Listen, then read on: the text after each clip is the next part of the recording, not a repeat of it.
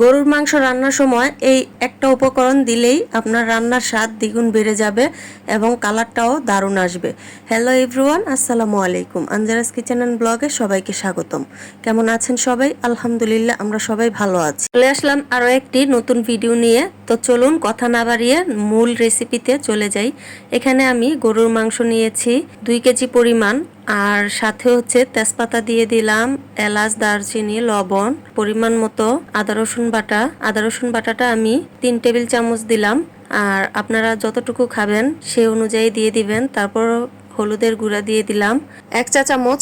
আর হলুদ, মরিচ বা আদা রসুন মশলা আমরা তো সবাই এক সমান খাই না, কেউ কম কেউ বেশি, তো যার যতটুকু লাগবে সে ততটুকুই দিয়ে দিবেন। তো তারপর হচ্ছে মরিচের গুঁড়া দিয়ে দিলাম আমি আমার পরিমাণ মতো, আর ধনিয়ার গুঁড়া দিয়ে দিলাম 1 চা চামচ। এখন সব কিছু দিয়ে তারপর হচ্ছে সয়াবিন তেল দিয়ে দিলাম। তেলটা দেওয়ার পর হচ্ছে পেঁয়াজ কুচি দিয়ে আমি কিছুটা মাখিয়ে নিয়েছি।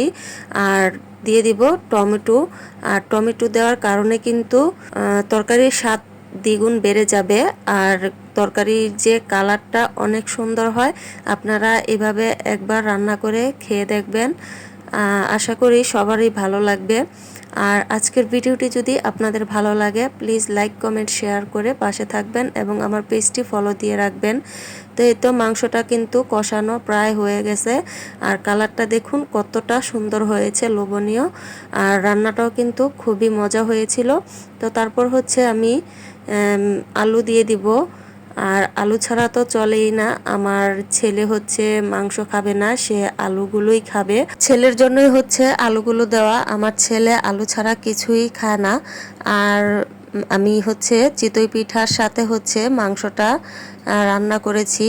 আর চিতই পিঠা খাওয়ার সময় একটু আলু হলে কিন্তু আরও বেশি ভালো লাগে। আলুর সাথে চিতই পিঠা একটু ভিজিয়ে ঝোল দিয়ে খেতে বেশি ভালো লাগে, তো তার জন্যই হচ্ছে আলু দিলাম, ভালো লাগবে খেতে। তো এই তো দেখুন কালারটা কিন্তু অনেক সুন্দর হয়েছে।